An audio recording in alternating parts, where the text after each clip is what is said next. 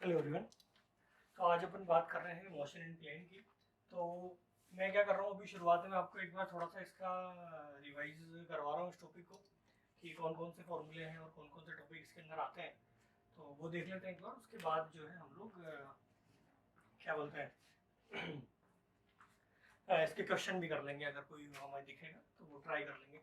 चलिए, तो देखो मोशन इन प्लेन की अगर बात करें ना, तो देखो शुरुआत तो है ना, मतलब आप ये समझो कि एक्स वाई कोऑर्डिनेट सिस्टम से ही होती है, ठीक है। अभी इससे जो पहले अपन ने पढ़ रखा है वो पढ़ रखा था मोशन इन वन डायमेंशन। तो उसमें क्या होता है, एक ही एक्सिस काम आता है पूरे मोशन को रिप्रेजेंट करने के लिए, ये वो एक्स एक्सिस हो चाहे वाई एक्सिस हो, ठीक है। वो एक सिंगल एक्सिस से हमारा काम हो जाता है। जबकि यहाँ पे क्या होगा कि हमें हर चीज को दो एक्सिस से रिप्रेजेंट करने की जरूरत पड़ेगी, ठीक है। सिंगल एक्सिस में रिप्रेजेंट नहीं कर पाएंगे, कंपोनेंट्स हमें निकालने पड़ेंगे, है ना, वेलोसिटीज के, एक्सेलरेशन के, इनकी। इसलिए हम लोग बोल रहे हैं motion in a plane. Plane का मतलब होता ही है कि वो टू डायमेंशनल मोशन होगा, ठीक है। तो शुरुआत में तो आप देखो कि छोटी छोटी जनरल सी बातें आती है कि जो भी सपोज करो कि आपको कोई वेलोसिटी दी जाए, ठीक है। तो उस वेलोसिटी के हम लोग दो पार्ट डिवाइड कर सकते हैं, वी एक्स आई के प्लस वी वाई जे के, है ना। एक्सीलरेशन अगर दिया जाए तो एक्सीलरेशन भी जो है वो इस तरह से हो सकता है, ए एक्स आई के प्लस ए वाई जे के, है ना। और अगर वो पोजीशन वेक्टर भी हो सकता है, वो इस तरह से हो सकता है, एक्स आई के प्लस वाई जे के, है ना। ये इस तरह की कहानी है। अगर आपको इसमें इंडिविजुअल जानना है कि भाई ए एक्स कैसे निकलेगा या ए वाई कैसे निकलेगा, ठीक है, तो वो आप जानते ही हो कि वो तो हम डिफ्रेंशिएशन की हेल्प से निकाल लेते हैं ना। जैसे अगर आपको वेलोसिटी वेक्टर निकालना है तो वो हो जाएगा D R vector by D T, है ना। एक्सीलरेशन निकालना है तो वो हो जाएगा D V vector by D T, है ना। तो ये हमारे को हेल्प करेंगे और ये इंडिविजुअल पे भी अप्लाई होता है। इंडिविजुअल मतलब जैसे अगर आपको वी एक्स निकालना है तो आप लोग D x by D T कर सकते हो, और अगर आपको वी वाई निकालना है तो इसको आप कर सकते हो D Y by D T कर सकते हो, ठीक है। और अगर आपको सपोज करो ए एक्स निकालना है तो आप कर सकते हो D V X by D T, और अगर ए वाई निकालना है तो आप इसको कर सकते हो D Y by D V Y by D T, ठीक है। तो ये इंडिविजुअल का भी काम हो गया। अगर अपन को कहीं पे किसी फॉर्मूला में इंडिविजुअल भी अगर निकालने पड़े तो वो भी काम हो जाएगा हमारा, ठीक है। तो ये तो एक काम हो गया, और अगर कहीं पे वेलोसिटी ये दिए होंगे तो उससे भी हमारे ये सारे काम हो जाएंगे, ठीक है। तो एक तो ये पार्ट है, मतलब देखो आप समझो कि जो मोशन इन प्लेन है ना, मतलब आप ये समझो कि ऑलमोस्ट टू थ्री पॉइंट्स में डिवाइडेड है, वो टू थ्री पार्ट्स में डिवाइडेड है, जिसमें एक तो होता है कि ये वाला पार्ट जहाँ पे अपन को वेक्टर्स के अंदर टू डी वूडी दिया होगा, तो वहाँ पे अपन को कोई वैल्यू पूछेगा कि भाई अब बताओ अब कोऑर्डिनेट कितना हो गया, या वेलोसिटी कोऑर्डिनेट्स क्या है अब, या एक्सीलरेशन कोऑर्डिनेट्स क्या है ना, ए एक्स कितना है या ए वाई कितना, इस तरह का एक तो ये वाला पार्ट, ठीक है। जो सेकंड वाला जो पार्ट आता है ना, देखो वो अब ये समझो कि उसमें काफी सारे केसेस हैं, है ना। देखो आप केसेस मतलब आप ये समझो कि अलग अलग फॉर्म्स हैं। जैसे एक तो हो गया रिवर बोट प्रॉब्लम, है ना। एक हो गया रेन मेन प्रॉब्लम, है ना। और एक हो गया आपका विंड और एरोप्लेन प्रॉब्लम, है ना। ये सब इसी में ही सब काउंट होते हैं, ठीक है। विंड फ्लेक प्रॉब्लम, ये सब इसी में ही काउंट होते हैं, है ना। मतलब अगर आपको एक समझ में आ जाता है तो सारे समझ में आ जाएंगे, किसी में भी कोई भी फर्क नहीं है, ठीक है। तो अब जैसे रिवर बोट प्रॉब्लम की अगर आप बात करोगे तो आप जानते हो, ये सपोज करो ये रिवर है, इसकी विड्थ जो है वो डब्ल्यू है, और रिवर की जो इधर की डायरेक्शन में वेलोसिटी है वो है वी आर, है ना। अब ये जो वी आर मैंने देखो विदाउट सिंबल, विदाउट आगे कुछ भी नहीं लिखा है, इसके वी आर के आगे कुछ भी नहीं लिखा है, ठीक है। इसका मतलब ये हो गया कि ये एब्सोल्यूट वेलोसिटी है किसकी, रिवर की। और क्या कहते हैं जो, और एब्सोल्यूट का मतलब किसके रेस्पेक्ट में, ग्राउंड के रेस्पेक्ट में, ये ध्यान रखें आप लोग, है ना। कुछ भी सिंबल नहीं लगाया जा रहा, विदाउट किसी के रेस्पेक्ट की बात करें तो वो किसके रेस्पेक्ट में, ग्राउंड के रेस्पेक्ट में, ठीक है। और ये जो वेलोसिटी है ये हो जाएगी velocity of boat with respect to river, है ना। अब देखो यहाँ पे काफी सारी कहानियां आती हैं, है ना। देखो हमारे पास टोटल तीन तरह की वेलोसिटी होती है, एक होता है वी आर, एक होता है वी बी, और एक होता है वी बी आर। अगर आपने ये भी अच्छे से समझ लिए ना, ये तीनों, अगर ये तीनों भी अगर आप बहुत अच्छे से समझ लेते हो ना, तो मुझे ऐसा लगता है कि आपको काफ़ी हद तक ये जो कॉन्सेप्ट है रिवर बोट प्रॉब्लम का, वो काफ़ी हद तक क्लियर हो जाएगा, ठीक है। और ये हमें कैसे समझ में आएगा, ये आएगा क्वेश्चन से समझ में आता है कि कौन सा हमें दिया हुआ है, क्योंकि मोस्ट ऑफ द स्टूडेंट्स को है ना इसमें और इसमें दिक्कत होती है कि हमें दिया गया और पूछा गया। तो मैं आपको बताता हूँ, देखो वी बी, मैंने वी आर तो बता दिया कि V R is the velocity of the river with respect to ground और simple velocity of the river. Okay, अगर मैं वीबी की बात करूं तो वीबी जो है ना वेलोसिटी ऑफ बोट या मैन भी तैर सकता है, स्विमिंग प्रॉब्लम भी होती है, ये मैन भी हो सकता है, बोट भी हो सकती है। तो जो वीबी है ना ये होगा velocity of boat with respect to ground. मतलब ये होगा कि अगर कोई ग्राउंड से खड़ा होकर देखेगा ना, अगर कोई ग्राउंड से खड़ा होकर देख रहा है तो उसको जो बोट जिस स्पीड से जाती हुई दिखाई देगी ना वो कौन है, वो वीबी है। ठीक है, समझ में आ रही है मेरी बात? आप समझने की कोशिश करें कि अगर सपोज करो जैसे आपकी बोट है ना,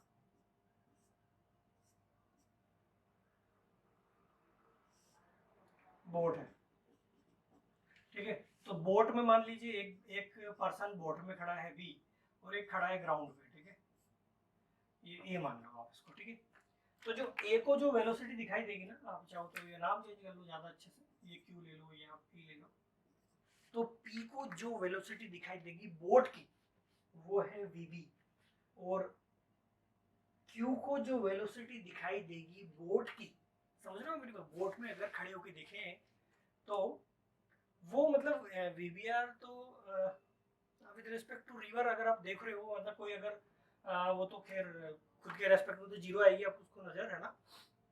अगर अपन लोग रिवर के रेस्पेक्ट में देख रहे हैं, मतलब मैं बताता हूँ आपको कि अगर कोई पर्सन जो है वो रिवर के साथ ही जा रहा है ना, ना तो वो आगे चल रहा है ना पीछे चल रहा है, रिवर के साथ जा रहा है, तो अगर रिवर के रेस्पेक्ट में देखा जाए तो बोट किधर जाएगी वो कौन बता देगा, वो कौन बताएगा हमें? वीबीआर बताएगा, velocity of boat with respect to river, है ना। एक तो ये बिल्कुल क्लियर नेम है इसका वीबीआर का।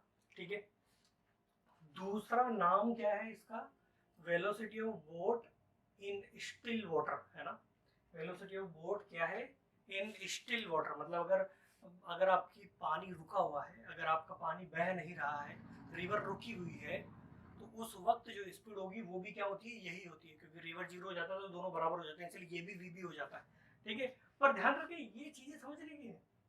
Velocity of boat with respect to river जो है उसको ऐसे बोला जाता है velocity of boat in still water. ठीक है, इसको बोलने का एक और तरीका है कि जो स्विमर है या बोट है ना, जो मैक्सिमम स्पीड से, यानी कि उसकी जो कैपेसिटी से जो रो कर सकता है, बोट को रो कर सकता है या स्विम कर सकता है, वो भी क्या होता है? यही होता है, विद रिस्पेक्ट टू रिवर जो होता है वो भी यही होता है। ठीक है, तो ये तीन वर्ड हैं, आप ध्यान रखें। पहला तो है विद रिस्पेक्ट टू रिवर, है ना, विद रिस्पेक्ट टू रिवर, दूसरा है इन स्टिल वाटर, और तीसरा है मैक्सिमम कैपेसिटी से, है ना। ये तीनों वर्ड इसी के लिए काम में लेते हैं, तो यहाँ पे वो सारी बातें हो जाती है। ठीक है, मैं आपको एक दोबारा डायग्राम बना के बताया था, देखो आप लोग फटाफट से। So this is your V R. ठीक है, मैं अभी के लिए इसको थोड़ा सा इधर ले रहा हूँ। This is your V B R vector, है ना। तो अगर सपोज करो ये एंगल कितना है भैया? थीटा, तो इसका इधर वाला जो कंपोनेंट होगा वो हो जाएगा V B R cos theta, और इधर वाला जो कंपोनेंट हो जाएगा वो हो जाएगा V B R sine theta. ठीक है, तो अब आप इसको चाहो तो यहाँ से हटा सकते हो। अपन ने तीन कंपोनेंट निकाल ली, मतलब दो कंपोनेंट निकाल लिए, और हमारे को तीन वेलोसिटी मिल रही है जिनका हमें सम करना होता है या जो भी रिजल्ट में निकालना होता है। ठीक है, अगर सपोज करो कि हमें शॉर्टेस्ट टाइम में पहुंचना है, शॉर्टेस्ट पाथ से पहुंचना है, तो वो सारी कंडीशंस आपको मेरे ख्याल से याद ही होगी, वो इन्हीं से ही सब कुछ से निकलती है ना। परपेंडिकुलरली पहुंचना है ना, वो सारी बातें, वो सब इन्हीं से ही सब कुछ रिजल्ट निकल कर आते हैं, है ना। तो ये होते हैं कौन से वाले प्रॉब्लम्स? River boat problem. ठीक है,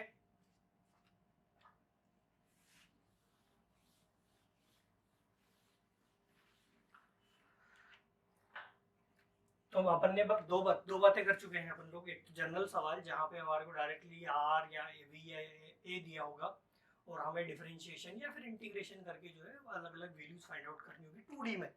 दूसरा अपन ने देखा रिवर बोट प्रॉब्लम। तीसरा देखो अपन देख लेते हैं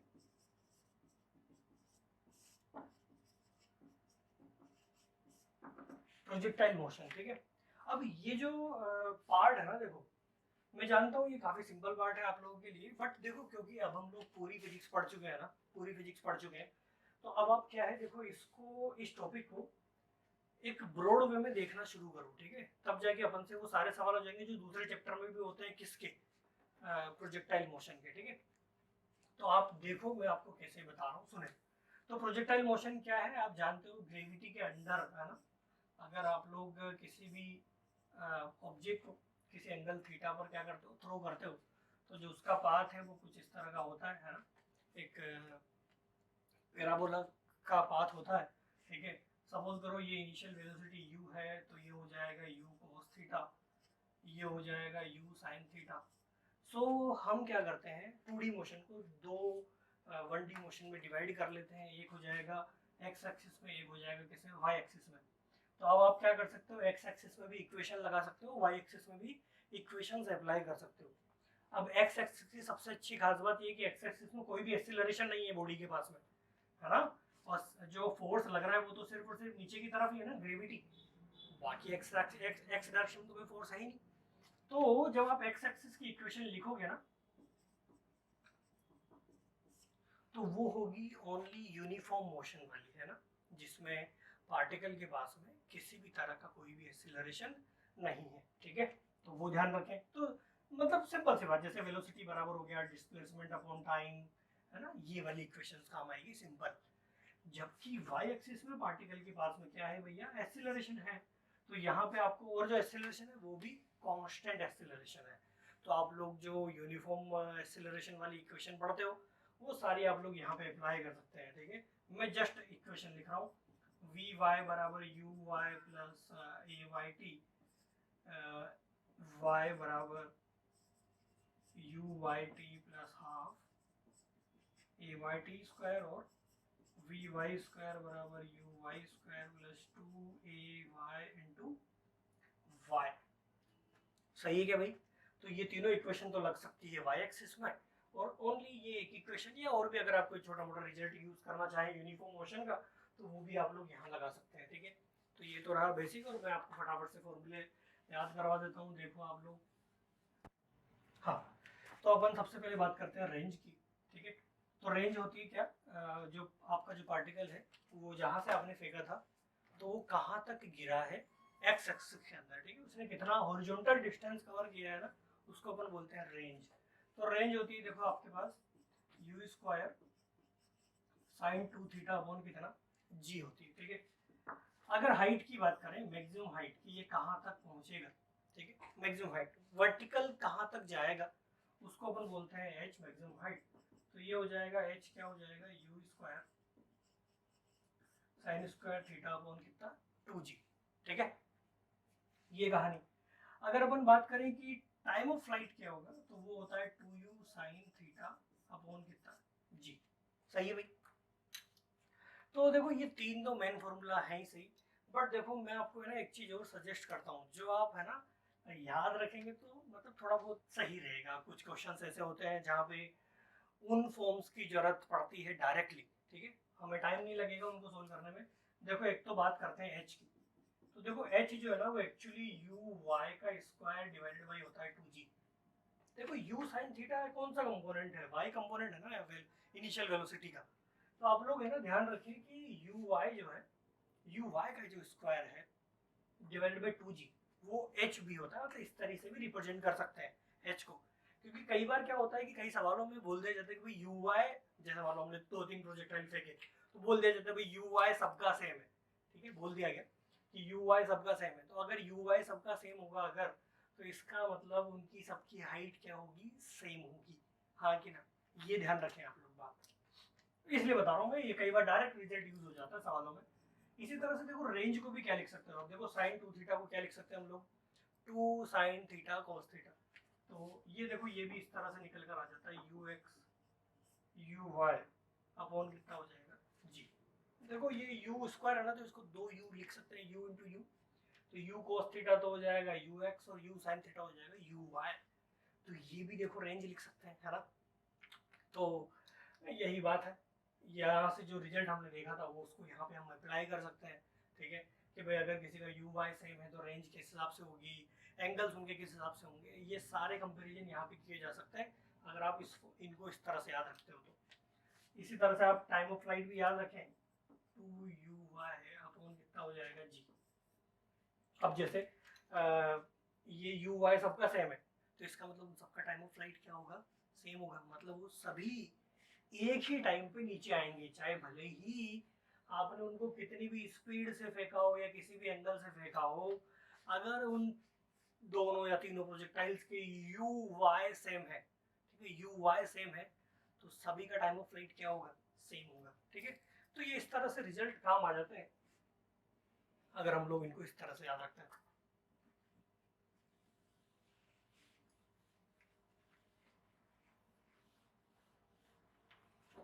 अब हम बात करते हैं कि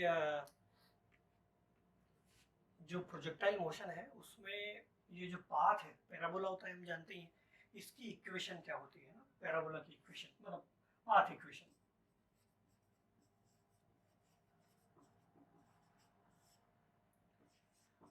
y बराबर x tan थीटा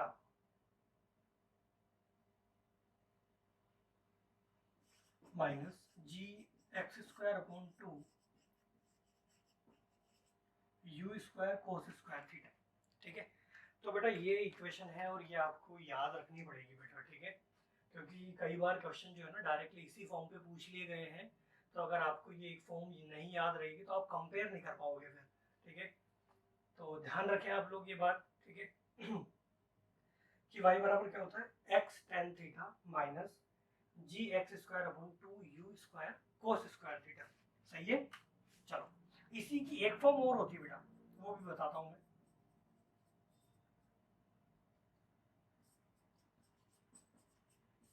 ये वाली मतलब वो रीअरेंज करके आ जाता है, ये मैं बस आपको सोल्व करके तो नहीं बता रहा हूँ, डेरिवेशन बस आ जाता है। एक्स टेन थीटा आप लोग यहाँ से कॉमन ले लो, तो ये जो है ये टेन थीटा जो है यहाँ पे नीचे जाता है, एक्स टेन थीटा से डिवाइड होता है, ऊपर एक एक्स से कट जाता है, वो रीअरेंज होके ये आर बन जाता है। ये भी सवाल कई बार पूछे जा चुका है।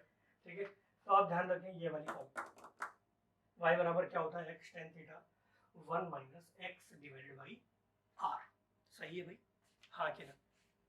ठीक है, सो ये तो था आपका कौन सा प्रोजेक्टाइल, है ना, हॉरिजॉन्टल वाला, है ना, मतलब जब आपने नीचे से नीचे ही फेंक रहे हो ना, ग्राउंड टू ग्राउंड भी बोलते हैं इसको। आप है ना देखो इसको कंपेयर कर सकते हो, जो आर्मी होती है ना जो ग्राउंड से ग्राउंड पे लड़ती है, वो आप इसको कैसे समझ सकते हो। ठीक है, टैंकर की बात कर रहे हैं, जो टैंकर जो काम करता है ना वही काम होता है। ठीक है,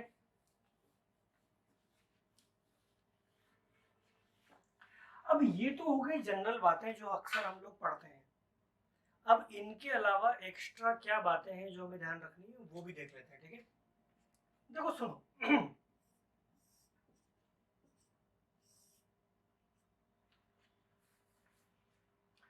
देखो यहाँ पे किसी भी पॉइंट पे हम लोग वेलोसिटी निकाल सकते हैं ना, किसी भी पॉइंट का कोऑर्डिनेट हम लोग निकाल सकते हैं। ठीक है, तो ये चीजें हमारे को क्या होती है, क्वेश्चन में पूछी जाती है। जैसे मैं आपको कुछ कुछ चीजें बस याद दिला रहा हूँ, है ना, आप लोग और भी बहुत सारी चीजें को निकाल सकते हो। जैसे पहला तो मोमेंटम निकाल सकते हो आप लोग।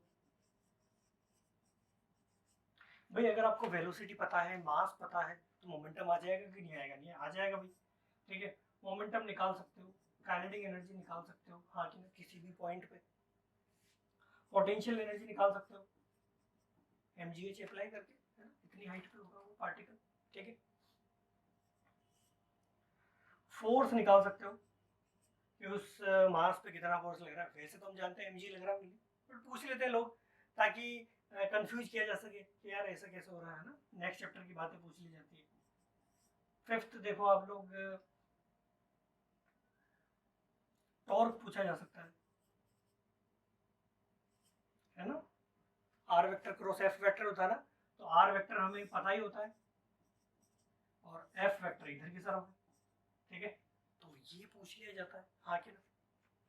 वैसे फिर भी मैं आपको बता दूं, ये जो देखो ये है आपका, मतलब वो टॉर्क पूछा जाता है किसी भी पॉइंट के रेस्पेक्ट में, तो अक्सर तो ओरिजिन के रेस्पेक्ट में पूछा जाएगा, आपको चिंता करने की बहुत ज़्यादा बात नहीं है। तो अगर सपोज करो ओरिजिन के रेस्पेक्ट में पूछा जा रहा है, तो ये हो गया, इस पॉइंट का पूछा जा रहा है, सपोज करो पॉइंट ए का पूछा जा रहा है, पॉइंट ओ के रेस्पेक्ट में बोला जा रहा है कि find out the torque of point A with respect to point O, है ना। तो आपको बताए क्या करना है, आपको कुछ नहीं करना, आपको सिर्फ ये डिस्टेंस निकालनी है बेटा, सिर्फ यही वेक्टर निकालना है, क्योंकि हम जानते हैं टॉर्क क्या होता है, force into perpendicular distance from the point, उस फोर्स की डायरेक्शन की, ठीक है। तो आप लोग ये काम में लें, यहाँ पे ज्यादा अच्छा रहेगा, ठीक है। 6 हो सकता है एंगुलर मोमेंटम भी पूछा जा सकता है भैया।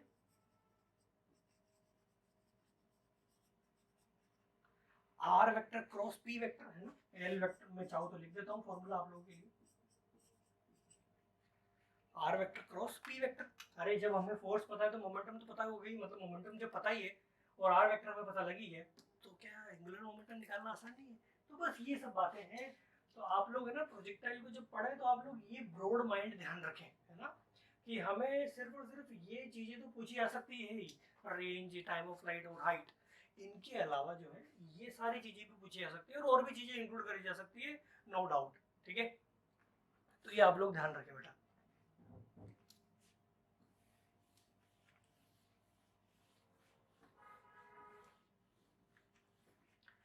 एक फटाफट से क्वेश्चन कर लेते हैं, ठीक है।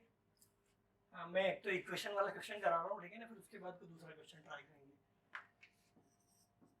देखो सपोज करो बोल दिया गया है कि y बराबर √3x √3x 1 - x/16, ठीक है। आपको बोला गया कि ये जो एक इक्वेशन है ये आपको दी गई है किसी भी प्रोजेक्टाइल की पाथ की, है ना, पैराबोला की इक्वेशन है, ठीक है।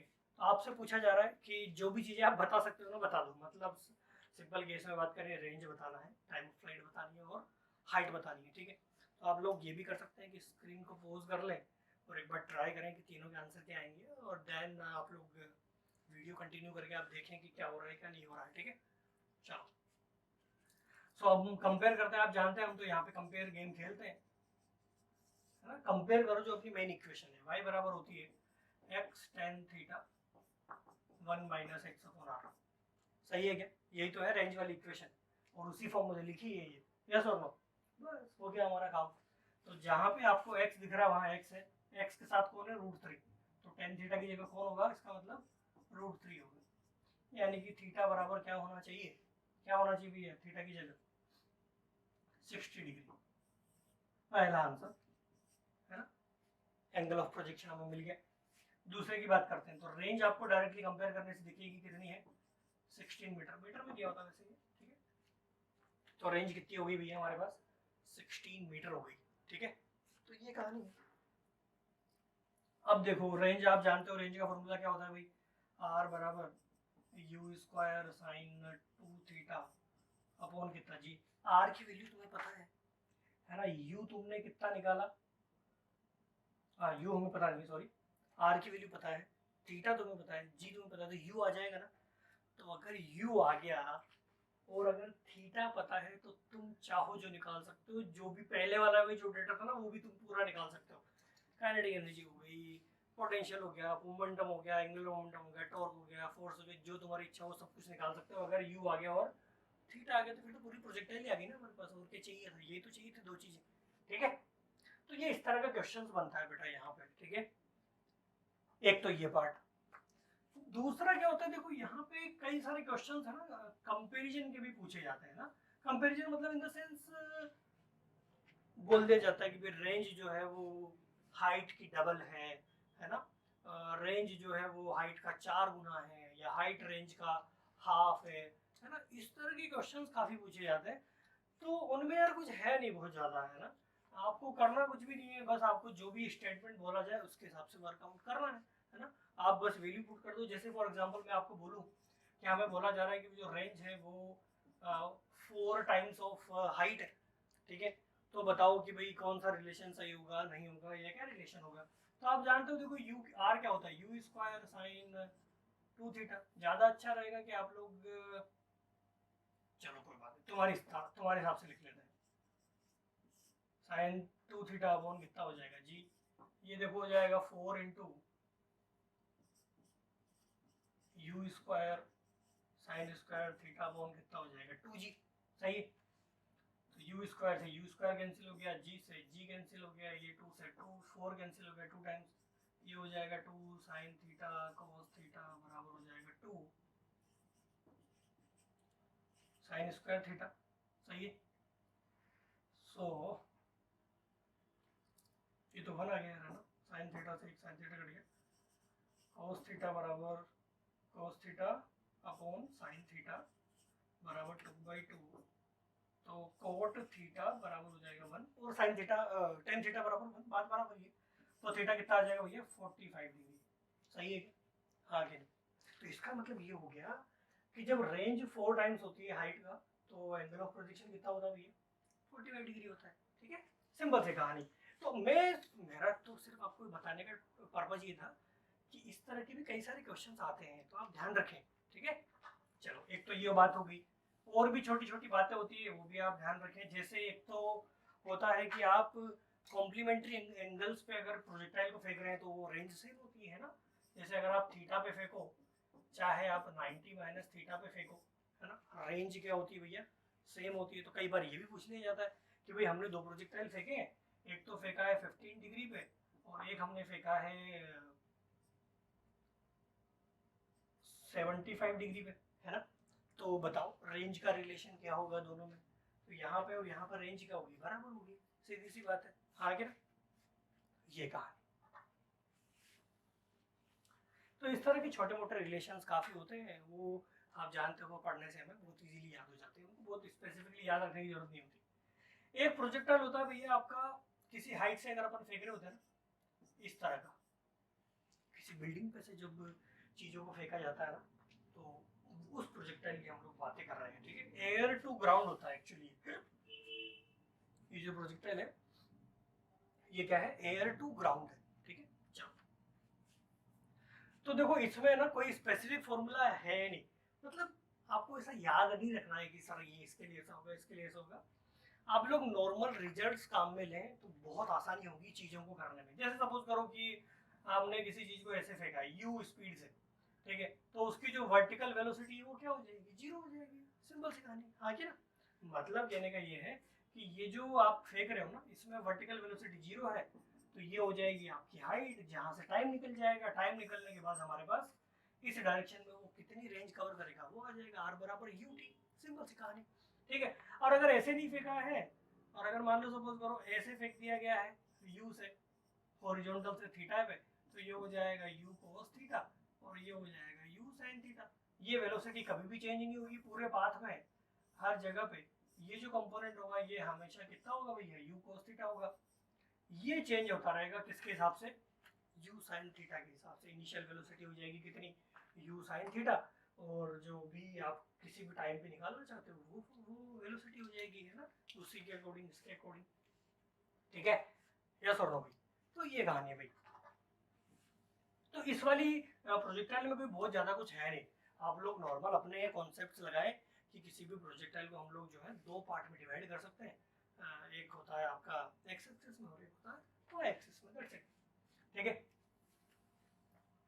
और भी कुछ कुछ बातें हैं, देखिए मैं वो भी आपको जनरलाइज कर देता हूँ यार, है ना, पता नहीं याद रहेगी कि नहीं रहेगी तुम्हारे को। जो हाईएस्ट पॉइंट होता है ना बेटा, हाईएस्ट पॉइंट जो होता है वहाँ पे वर्टिकल वेलोसिटी जीरो हो जाती है, ये वाली वेलोसिटी क्या हो जाती है, जीरो हो जाती है। ओनली यही वेलोसिटी रहती है, कितनी होती है वो आप जानते हो, यू कोस थीटा होती है ओनली। ठीक है, तो एक तो आप ये चीज ध्यान रखें कि पूरी प्रोजेक्टाइल में कहीं पर भी वेलोसिटी जीरो नहीं होती है ना, पार्टिकल की पूरी प्रोजेक्टाइल में वेलोसिटी कहीं भी जीरो नहीं होती है। हाँ, एक पॉइंट ऐसा आता है जहाँ पे वर्टिकल वेलोसिटी जरूर जीरो होती है ना, जो कौन सा पॉइंट है, मैक्सिमम पॉइंट, बट वहां पे भी टोटल वेलोसिटी जीरो नहीं है, ध्यान रखनी है ये बात, है ना। ये सेम क्वेश्चन इस तरह से भी एक बार पूछा गया था कि बताओ ऐसा कौन सा पॉइंट है जहाँ पे काइनेटिक एनर्जी जीरो हो जाती है, तो काइनेटिक एनर्जी भैया कहीं भी जीरो नहीं होती, है ना, क्योंकि सब जगह पार्टिकल के पास तो वेलोसिटी है ना। तो ये सब चीजें आप छोटी मोटी बातें हैं ध्यान रखें।